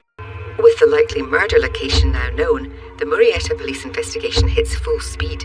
Based on the electricity bill, there was no more energy consumption after the 23rd, 24th of May. So that was somewhat of the time frame that we believe that Henry was murdered. Now detectives need to find out who's responsible for this heinous crime. Initially, what we do in those circumstances, we do a deep dive into Henry Stange. Detectives look into Henry's background and find their first person of interest, his embittered ex-wife, Melissa. They were having a vicious divorce, and there had been a lot of friction. Not only was it violent, it was getting expensive. The house that Henry lived in, the ex-wife still paid the mortgage on it because he did not provide any income. That might have been a reason why she might have wanted Henry gone. And Melissa's behaviour captures their attention. My brother wasn't even cremated yet, and they were selling every single thing of his of value. Why are you doing this? Why are you selling everything? Because of the history with Henry and his ex-wife, we had cause to look into her as a suspect. Hearing that news upon his murder, she seemed genuinely upset. She showed all the appropriate responses that one would, that if they were genuinely shocked at the fact that he was murdered. She didn't really give any reason to second guess what she was saying. Police rule Melissa out as a suspect, but their attention quickly turns to another family member who had allegedly been making threats against Henry. There was actually messages on Melissa's mother's page. I just didn't know what to believe, if they were going to talk that viciously about Henry. Melissa's mother, Valerie, becomes a person of interest. It was ugly enough that none of this was making sense anymore. His mother-in-law was making him lose face, saying the house wasn't even in his name, and he had his wife put in jail, making him look bad. She had a dislike for Henry based on the fact that he was mistreating her daughter. She was asked outright, well, if you didn't do it, could you have asked somebody else to do it? And adamantly she said no. Once again, investigators find the answers genuine. Their gut instinct tells them the family has nothing to do with it. Instead, they turn their focus to Henry's hobby and find a new lead. Turn off the fucking radio and go fucking do your shit. You know, Hank, unless you're grabbing razor blade and you're slitting your wrist, then no one cares what you're doing. They discover it wasn't only his ex-wife who hated Henry. He also had some online enemies. The Martin brothers really had it in for Henry. Based on the communications back and forth between both of them, they would text back and forth and send images. They went so far as to send a milk carton with a picture of Henry decapitated. They really had it in for Henry. The Martin brothers emerge as the most likely possible suspects. And as police dig deeper into their lives, the evidence stacks up against them. They live near Joshua Tree National Park. That was very coincidental, being in the area where Henry's body was discovered. They were definitely number one on the radar at that point. Police try to track down the brothers, but they are nowhere to be found. These brothers were somewhat of recluses. They lived in an RV. They didn't have a set address. And to be able to find an RV or contact these gentlemen proved really, really difficult. As they continue the manhunt for the Martin brothers, an important piece of evidence shifts their focus. We got additional information, which changed the whole course of the investigation. The focus turns away from the Martin brothers as possible suspects when detectives learn about Henry's girlfriend, Ashley. Not only was she at the crime scene days after his body was discovered, she didn't bother to report Henry missing. The day that the Riverside County Sheriff's investigators served the search warrant at Henry's home, a neighbor told them that they just saw Henry's girlfriend, Ashley, drive by the house while the investigators were there.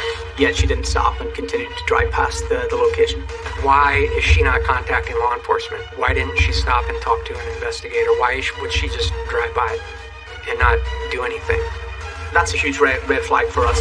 Police have a new suspect, Ashley Stapp, and she is not what she seems.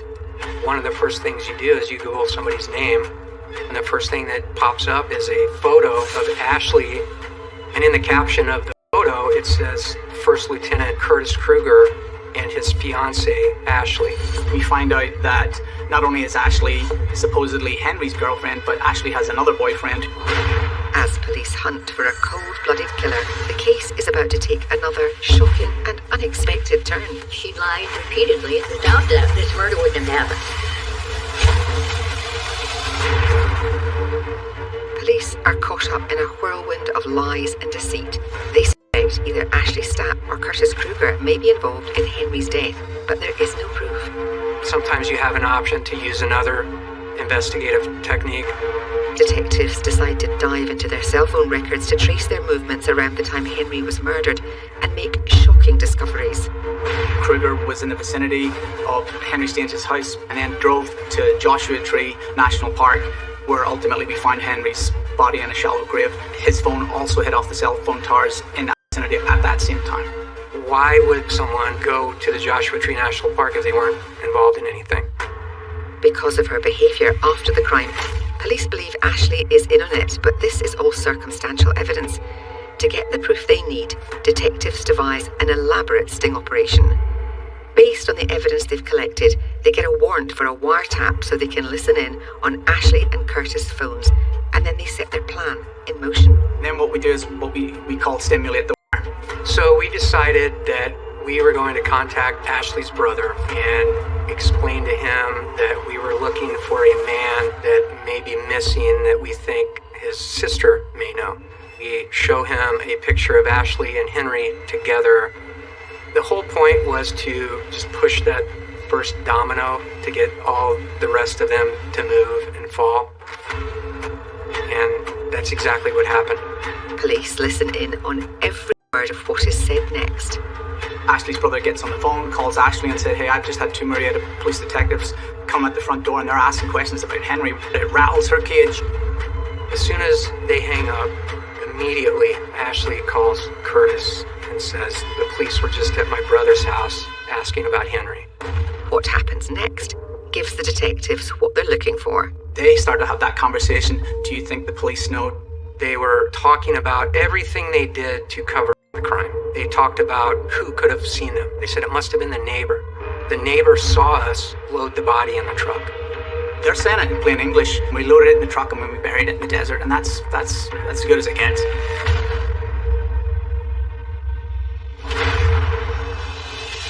Police arrest both Ashley and Curtis and charge them with murder. And we finally thought we were going to get some form of justice. But it's not that simple. Ashley and Curtis insist they're innocent, and despite the overwhelming evidence, it's not enough for a slam dunk. We didn't actually have any smoking gun. We want to get more. We want to get the icing on the cake. So prosecutors offer a deal.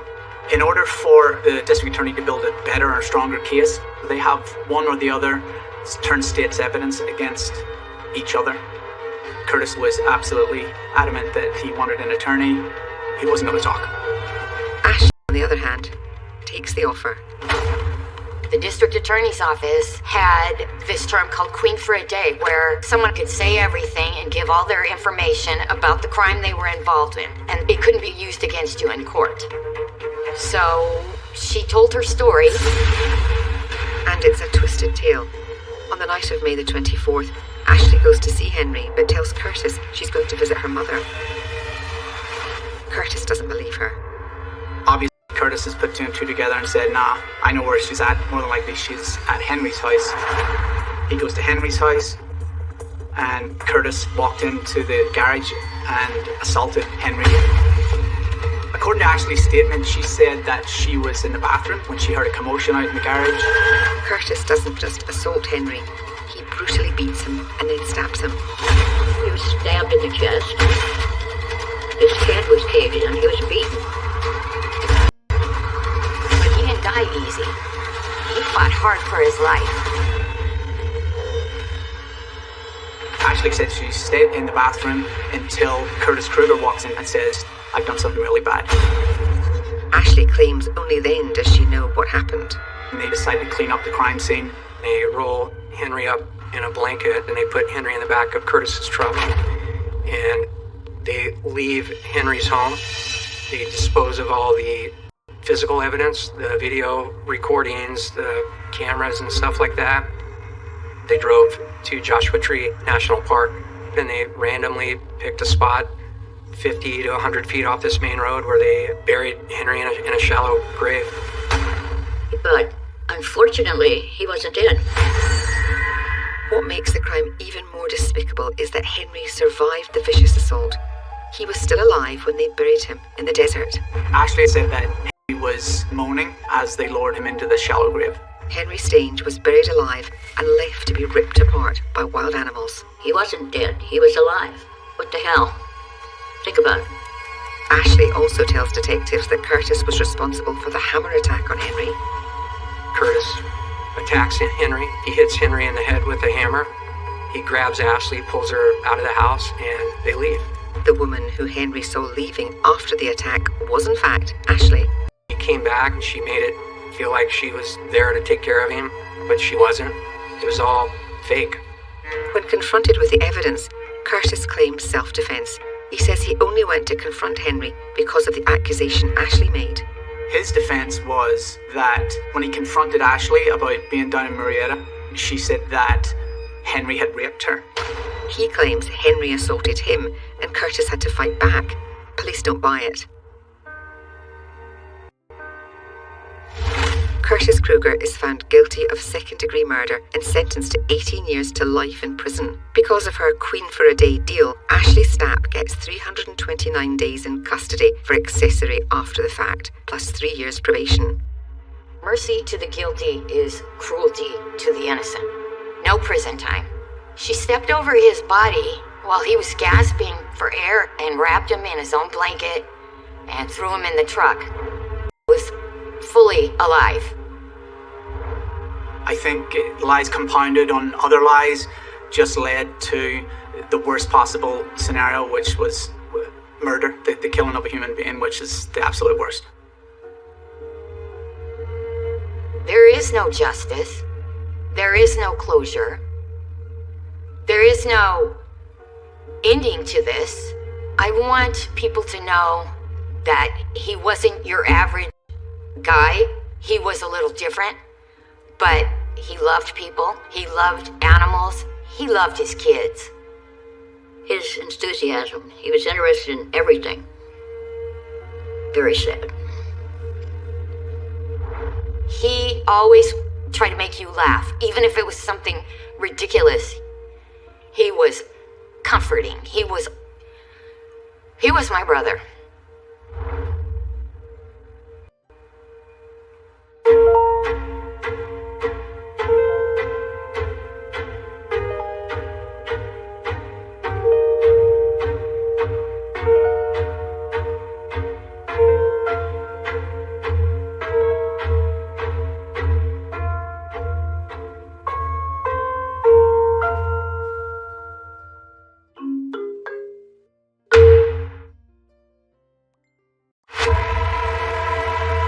Police, what's the emergency? Someone's been murdered down the alleyway with a hammer. I think you might go on quick. With a He died at 8:50 this morning. So we've now got a murder investigation. Catching the suspect falls to a specialist team of detectives. Wow, it's quite shocking. His last moments were in this room. First, they must hunt for clues. What's that? Could be the murder.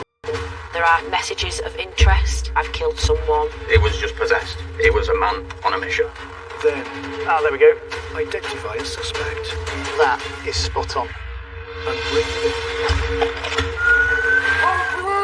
There you are! What do you want to let me at you? Get on the floor now! Don't get cuffs on here, please. You're under arrest for murder, okay? Next, they must question the suspect to build the case. Explain to me what's going on. Separate the truth from the lies. He said there wasn't a plan. Where were you heading then? Out to And deliver justice to the victims and their families. They are two really dangerous people. The streets will be a much safer place without them.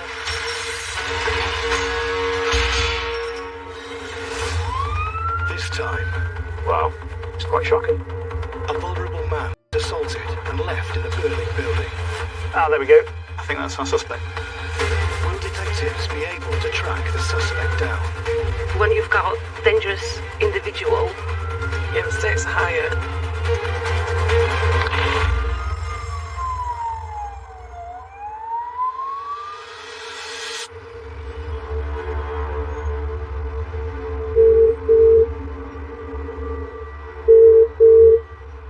Rescue 30 emergency. Hello, I need a fire brigade. What is the problem? A fire in the building. Somebody's in there. Are they able to get out? I don't think so, no.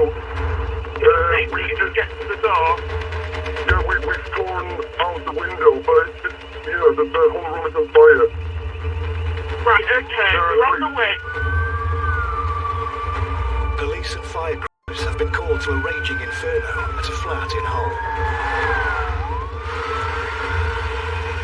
Officers arrive and discover a man has been pulled from the fire with life-threatening injuries. So it's just him. Where was he? In the back bedroom, where the window is that's been pushed out. Cheers. 50-50. The scene separated was caused by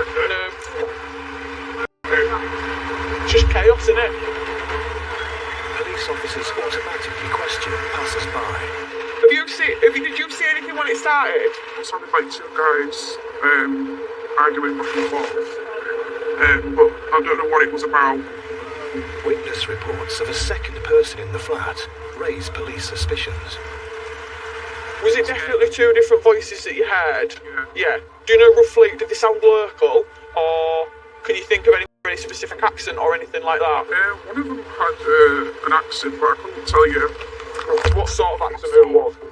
And did the other person, did he sound like local, do you think? I think he wanted the guy to leave, and I assumed when it quieted down that the guy had left. Yeah, but you could definitely distinguish the two different voices apart, yeah. Definitely had two different voices. Yeah. Do you want to look after the back? Is now a potential crime scene. The rescued man is taken to hospital, where it's discovered he's been seriously assaulted. He's identified as 54-year-old Anthony Ibbotson. 2 days later, he tragically dies from his injuries.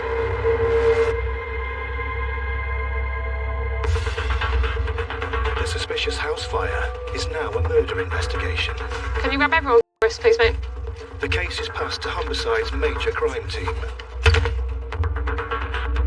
Leading the investigation is Detective Chief Inspector Amy Keane Christie. It's so horrific in terms of the incident itself. He was quite a vulnerable gentleman. We know the victim was assaulted. We've established that there was a witness, and the witness heard more than one voice. It's really key to understand actually what happened and who was in that address at the time. DCI Keane Christie needs to familiarise herself with the crime scene. My intention is just to get an overview of the scene externally first. Yeah. We can then obviously look at it room by room. Yeah. The type of elements of it in terms of the assault, the fire, that's quite unique. So really, hopefully with this visit, it will help us then understand the layout, understand what could have happened within it.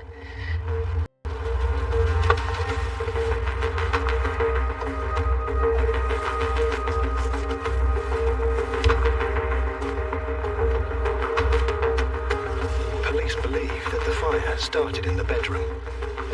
Wow. You can see the extent of the fire damage, can't you? It's quite shocking.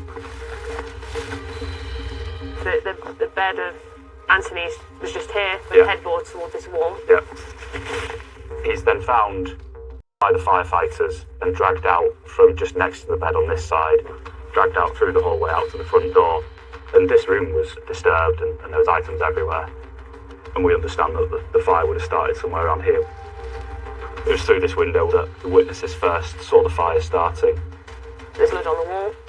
You can see the arrows just down here on the wall. He passed away in hospital, but his last kind of his moments or his interactions were in this room really.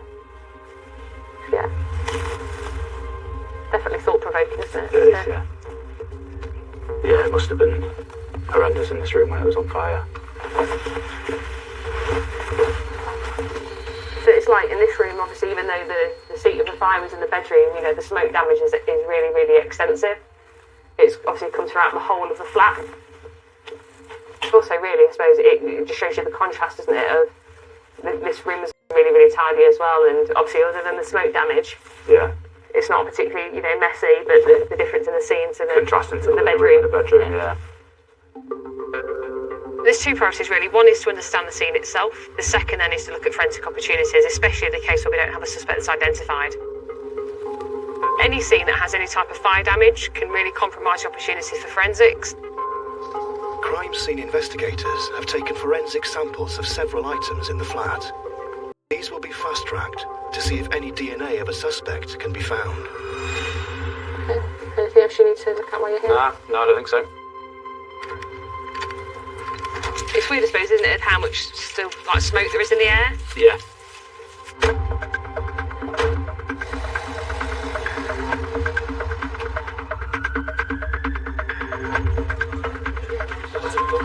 Is this alleyway at the back of here, isn't it? Which is that one? Yep, you're right. Detectives have located CCTV from near the victim's house. This is the camera covering the property address. Detective Sergeant Sam Cunnington is reviewing the footage in the minutes before and after the fire. Ah, there we go. So it appears we've got an individual leaving the address shortly after the fire began. That's going to be a key line of inquiry. It's a breakthrough for the team. But who is the shadowy figure? And did they have a part to play in Anthony Ibbitson's murder?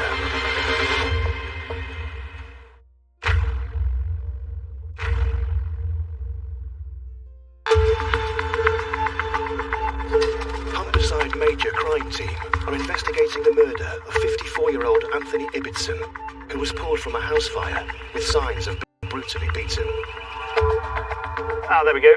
That's going to be a key line of inquiry. The team have an image of a suspect leaving the address in the minutes before the fire took hold. And I think that's him arriving at the scene. And yeah, it goes into the victim's address. So we've got him arriving now. We go back a bit. Definitely two tones on the jacket or hood. Definitely some kind of a marking on the back of the shoulder. White trainers.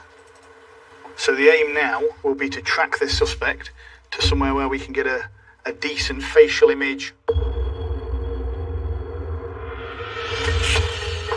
Detective Constable Danny Crawford is heading to the scene of the fire to hunt for more CCTV cameras. The initial thing is trying to work out where that person has gone to try and ID this guy. It's literally a tracking from place to place to find out where that person's gone and trying to work out a direction and seeing them on another camera or some more footage. This street is the location of where the incident took place and the subsequent fire. Was it that camera up there? Or he went up the street? Yeah. Starting at the scene, they follow the suspect's route away from the property in the hope of locating more cameras. We know he's come up here, even though we see quite a grainy image. There's another camera just on the left-hand side. This camera, it points onto the car park, so if he is going to walk past... There's good coverage all the way outside of it. If it looks like a new camera, yeah, good quality footage from it. Or to check it. The footage from the CCTV camera is downloaded and given to Detective Sergeant Sam Cunnington in the Digital Media Unit. This is the store around the corner from the scene. Definitely the same jacket, same white mark on the shoulder.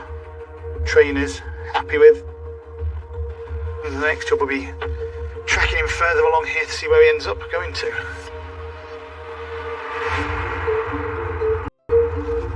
There's another camera. Wondering if it's possible to have a look at your CCTV. Over the next few days, using the suspect's direction of travel, officers collect footage from over 50 cameras, which they painstakingly piece together. And then we have him walking on Beverley Road, up Beverley Road. And then again, past the Beverley Road baths. So he carries on and goes into a phone box.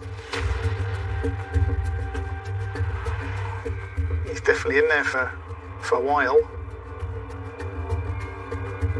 So the key thing in this footage is the walk of our suspect. It is a noticeable walk. He's got a bit of a swagger. every camera we have is just not enough. He's managed to avoid everything facially. He always managed to keep his head down, his face out the imagery. Detectives track him for over 5 miles to a housing estate in the north of the city. This is on Brand's home. We can see our suspect in the background walking across, and we know that once we get into this housing estate, there's a large housing estate in Hull. He disappeared. So we still need to find who this person is. It's really frustrating that we haven't got a facial image. While digital media officers have been collecting CCTV, a number of items from the crime scene have been fast-tracked for DNA testing. Will they provide any clues? Are you in a position now to go through them and just confirm what the results were for us? Yeah. First item was the black wallet, which was from under the head of the bed. There was nothing to identify any other person. The next item was a picture frame. Again, there was nothing to identify any other person that may have touched that item. So we also submitted 3 swabs, which were taken from blood staining on the wall of the bedroom. All those 3 swabs came back as being the blood of Anthony Ibbotson with no other nobody person, else? no other contributor. We knew due to the fire damage and the scene itself that it may be difficult. Yeah. In their efforts to identify their suspect, detectives also swabbed the phone box the suspect was seen going into. So we sent off a black plastic telephone handset, and there was no DNA recovered from that, which would take us further forward to identifying a suspect. It was definitely worth a shot, I think, just to see if we could get some early forensic indication on who the suspect is. It's another blow for the team. And obviously if you come from this direction, then this whole area might then become relevant. So they decide to focus their efforts on the housing estate where he was last sighted, in the belief that he may live there.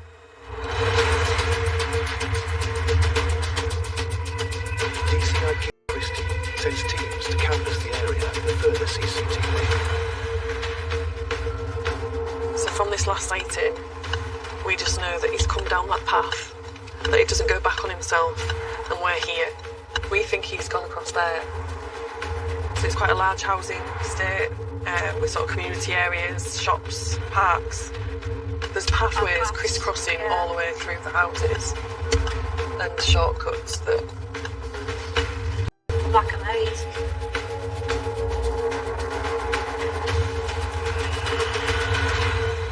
When you've got no name, no links, you have no idea who the suspect is.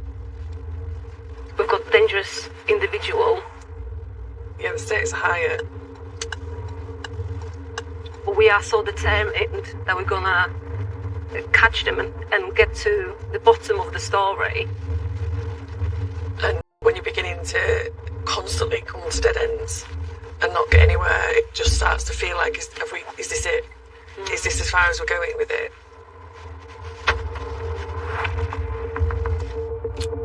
Police still have no idea who the suspect is, and no idea what went on inside Anthony Ibbotson's flat. But the digital media team have made an important discovery. One camera near the victim's property has recorded audio.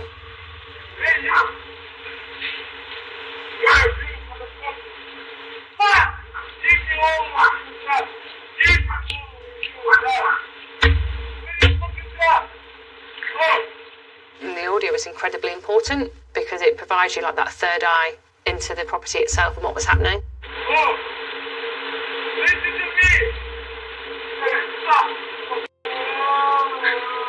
From the audio, we can hear on there that the suspect has a non-local accent.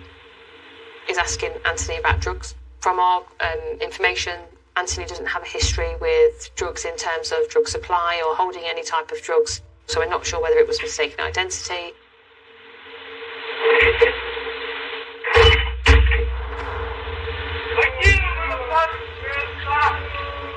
You can hear threats of violence.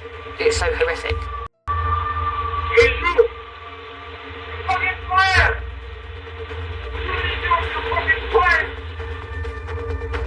suspect has left Anthony in the address. We know from the audio he was aware of the fire. He's had opportunities since leaving the address to call the police, to call the fire brigade, and he hasn't done. We can hear the level of violence that's displayed, so the quicker we can get hands on and have that person in custody, the better. So if we can't identify them because of the quality of the footage, then we need the public's assistance to be able to find out who they are. I'm Detective Chief Inspector Amy King Christie, and I'm the Senior Investigating Officer who's leading the murder investigation. We need your help. Were you in the area of Freetown Way, Ferrins Way, Springbank, or Beverley Road between the hours of 7pm and 8pm? If so, we really need to review your dash camera footage. However small, it could be crucial to our investigation. Along with the appeal to the public, DCI King Christie releases some of the CCTV online. It's hoped when we release the footage that we firstly obviously identify the suspects involved, but secondly it could be like people that may have been passing by, driving by, seeing something that maybe just didn't seem normal, but also they might have been driving in their vehicle using dash cams, anything to help us that could ID that suspect. Whilst the team wait for the public to respond, detectives that were sent to canvass the area have had a possible breakthrough. They've stopped a man matching his description. He was to walk. I literally stood in front of him and stopped him.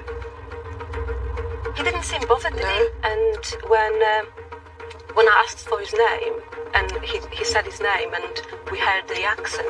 Yeah, the accent. He threw us, didn't he? We Yeah, like it looked did, at yeah. each other Yeah. and thinking, whoa. And he showed his working pen. Mark Waskowski. But, having no grounds to detain him, they have no option but to let him go. Oh, it's frustrating. It's really frustrating. Because it starts feeling like everything's against you. Is Mark Waskowski the suspect they're looking for?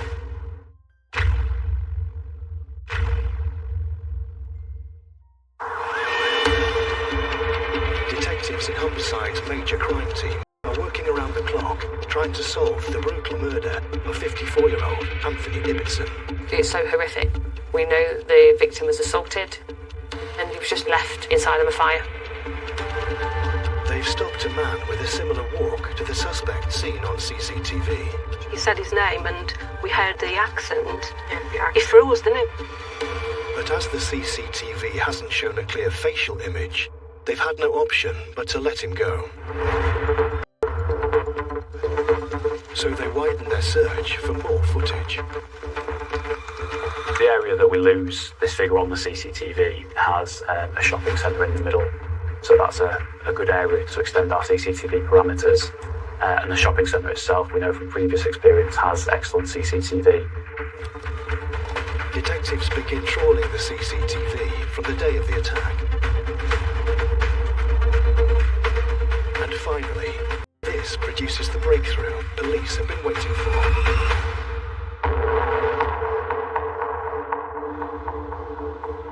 I can see him immediately coming in to the front entrance. A very distinctive walk. You can see the distinctive white logo on the top left of the jacket.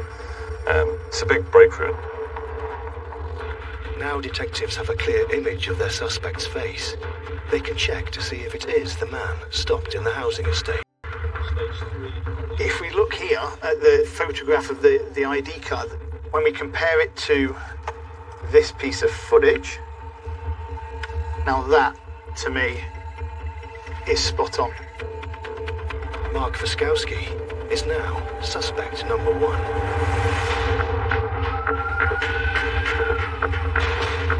With a potentially violent murderer on the loose, a specialist team armed with tasers are dispatched to arrest him.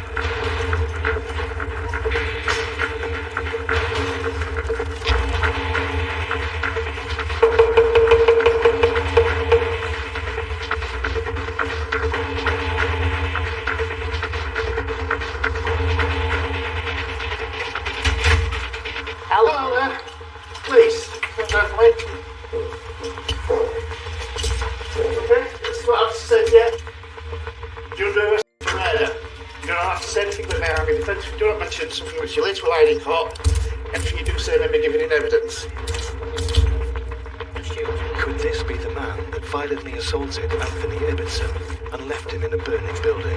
Do you speak English? English? No? Is there anybody else in the flat, or is it just you? Just you. I'm just going to give her just take over, make sure there's no one else here.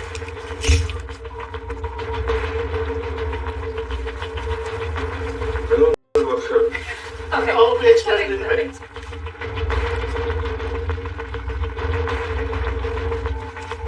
There's nobody else here. Oh, right. Officers seize his mobile phone. Pop on the way now, my friend. Before transporting him to Clough Road Police Station. Take a seat.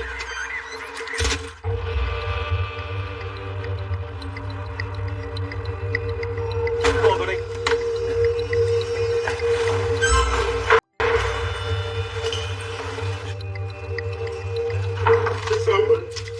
Good afternoon.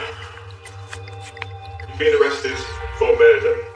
So you've been identified through some CCTV inquiries and you've been suspected of committing this offence. Stand up.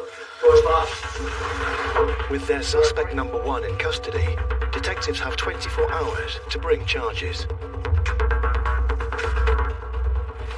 Detective Steve Story will lead the interviews. From the initial interview, we want him to provide us with his version of events. We want him to explain where he was at the time of the murder, and we want to get that account in as much detail as we can without giving him any information that we're aware of. Assisted by an interpreter, how will Wiskowski account for himself?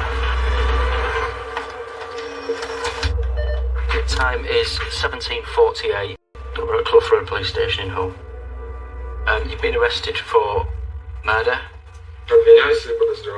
You're under arrest for that murder, so tell me about your involvement in that offence. Расскажите, пожалуйста, по поводу вашего. Okay, so if we go back to that Wednesday, where were you between 7:30 in the evening and 9:30 in the evening? Дома. Я приставку, подготавливал комнату к покраске, общался с девушкой, ну, все как обычно. Okay. So specifically then between 7:30 p.m. and 9:30 p.m, what do you remember doing? PlayStation.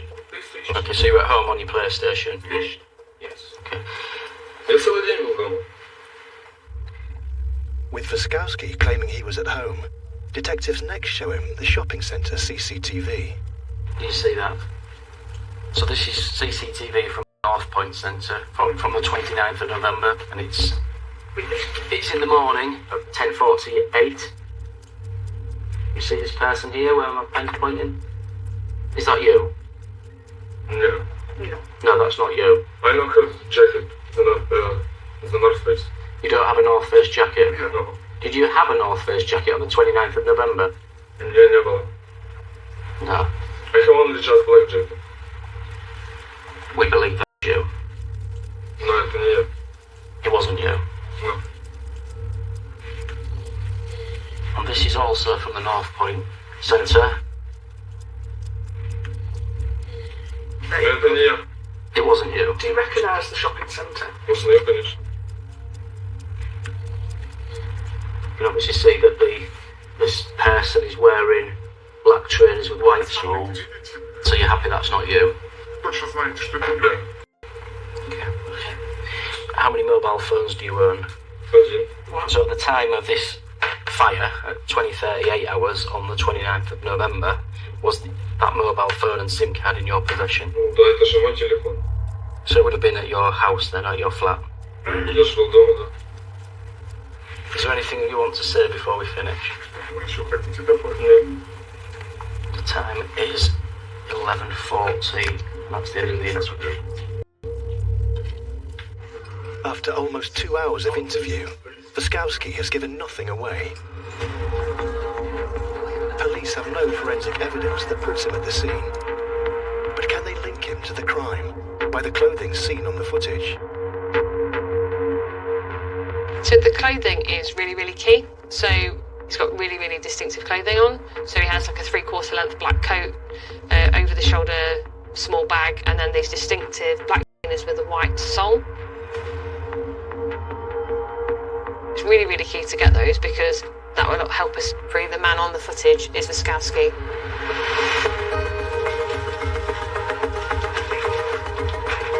Whilst officers search Wiskowski's flat for the coat and the shoes,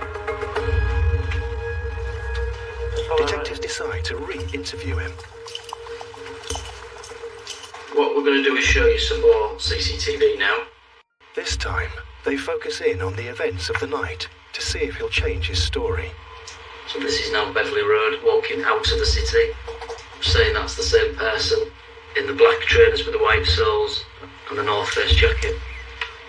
So we believe that's the same person who you saw in St. Stephen's and Tesco's. Но он похож на половину людей в городе. Yeah, but he doesn't look like half the people in this city.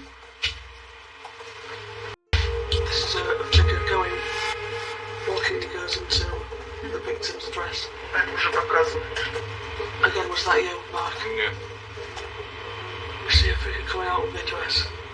That was about 12 minutes before the fire brigade were called. So if that was you in the address, now was your opportunity to tell me what was happening when you left that house. Нет, почему если это не я? So what we know is that a witness described is described as an overheated discussion. Were you involved in that discussion? Если меня там не было, как я могу понять, о чем какой там разговор, если я ничего не понимаю? Time's 17:40. It's the end of the interview. Mark Wiskowski at the moment is very calm. He's not giving much away. Given the severity of the allegation being put to him, he sat quite calmly during that interview. Doesn't look too upset by the allegations that we've put to him. Teams searching his flat have reported back, and it's not good news. At this stage, we haven't recovered, have we, the footwear or the jacket, the long North Face style jacket, kind of 3/4 length one that we haven't found either. But during the search, police did find a damaged CCTV camera at the back of his property. So this is that garden. And crucially, it overlooks his bins. We observed that this camera had been removed, so we obtained the last footage from this camera, and it shows a figure making one attempt to dislodge it from the wall, and when that's unsuccessful, comes back and removes it, and that's the last footage captured from that camera. So for me, really, it's definitely an inference that he's destroyed the camera in order to not be captured, putting those evidence items, like clothing, in the bins. Absolutely.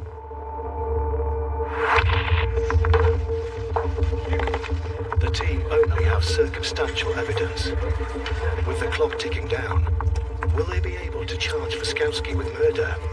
Or will he pull through?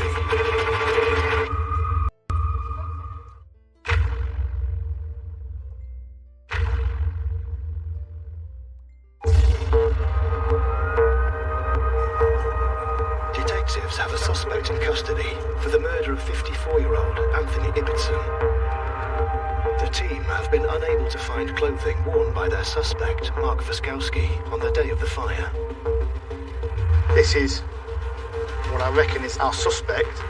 But they have continued to review CCTV footage from a shopping centre to track him in the hours before the murder.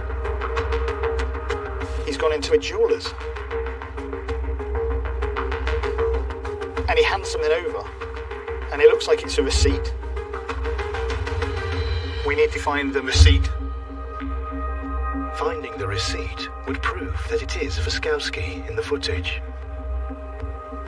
Whilst officers try to locate it, the team have also been analysing data from his mobile phone.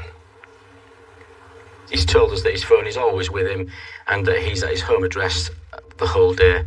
So we can see that at or before 18:34 in the evening, suspect's mobile phone is now connecting to a mast in the vicinity of the city centre. So then, right at the time of the assault and fire, at the time that took place, we can see that the suspect's mobile phone is very close to the offence location. With this new evidence, Police secure a custody extension of 12 hours to challenge him in a further interview. Yeah. When you use your phone, it communicates with masts, and that allows us to put your phone in a particular area when it's in use. So analysis has been carried out of your phone, okay, and that shows that on the 29th of the 11th, your phone is shown to be in the Hull city centre area. Can you explain why that is? No comment. We've shown you CCTV of a male we believe to be you in the Hull city centre. So this analysis supports our belief that you were in Hull city centre on the evening of the 29th of November. No comment. Now he's starting to shut down on us. He's not answering these questions and he's reverting to no comment. He's not speaking. It's quite telling, really. It can be that he's unable to answer the questions based on the new evidence that we're putting to him. We can see on the 29th of the 11th, at or before 1943, your phone is communicating with a mast in that area. So tell me why that is. No comment. Is it because you're in that area? No comment. This fits with the CCTV we've shown you? No comment. Is that because it is you on that CCTV? Yeah. Not you. So who's got your phone then? No comment. Suspect's body language has changed. It became a little bit more withdrawn. What we're going to do, Mark, is show you some CCTV footage. Detectives sense the time is right to further challenge his account with the audio of the assault.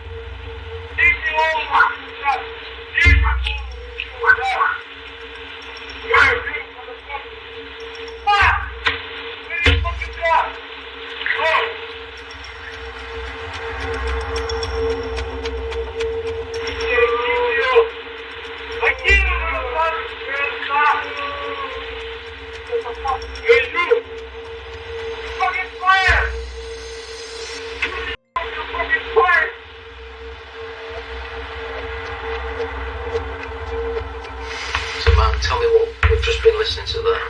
Что-то неразборчиво. Совсем. Okay. What could you make out on that audio? No comment.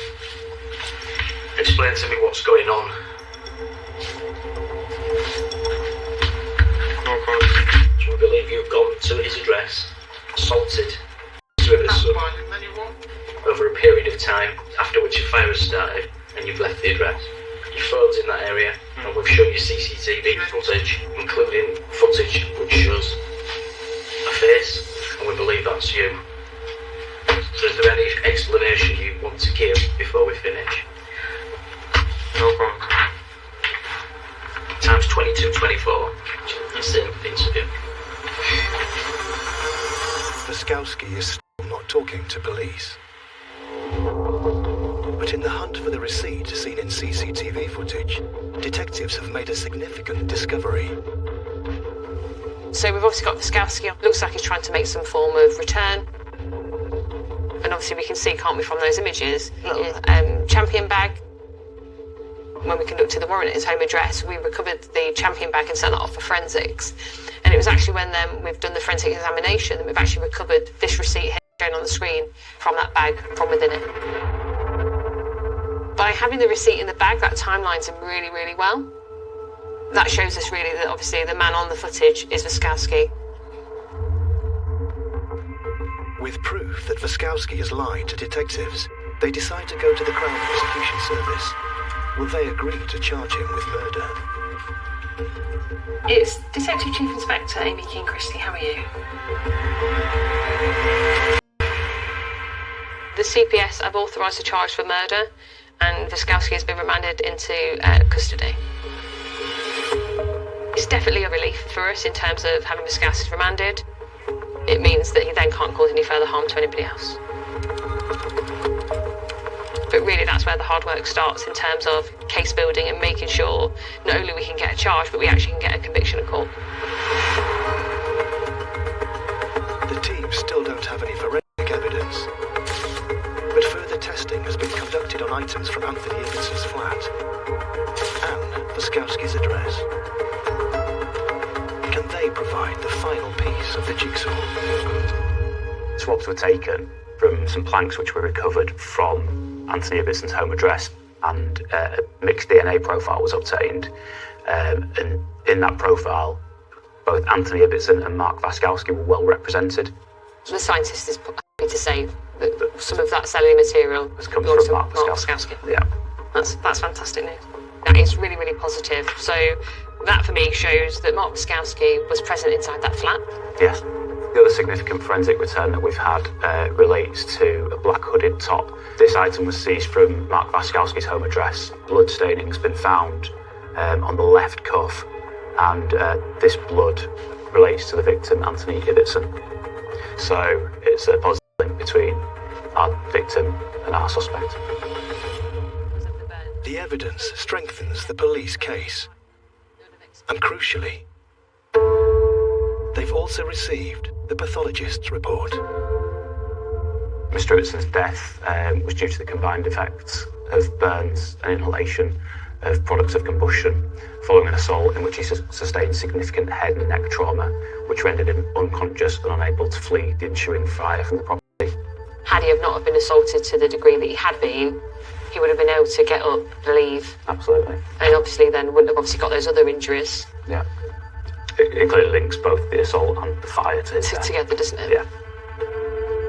So the importance of the pathology report is that it allows us to understand the level of injuries, how those have occurred, and also the fact that because of the injuries to his head, he was unable to actually leave the flat when it was on fire, ultimately leading obviously to his death.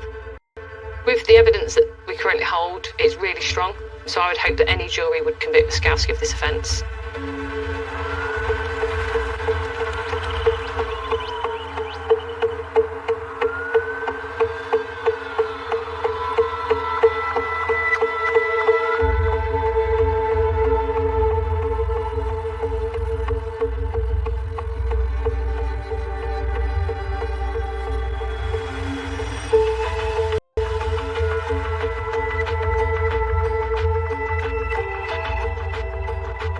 Myself and the investigation team are really happy with the outcome, not only because Waskowski has been held to account for his actions, but also because it provides a bit of comfort to the family.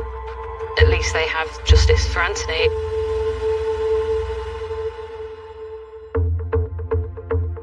With only 24 hours to build a case, it's a race against time for justice. The new series of Police Suspect Number 1 starts next Monday at 9. And for more from Britain's top homicide teams, stream the full series of Murder Suspect Number 1 now on My5. Next Casualty 24/7.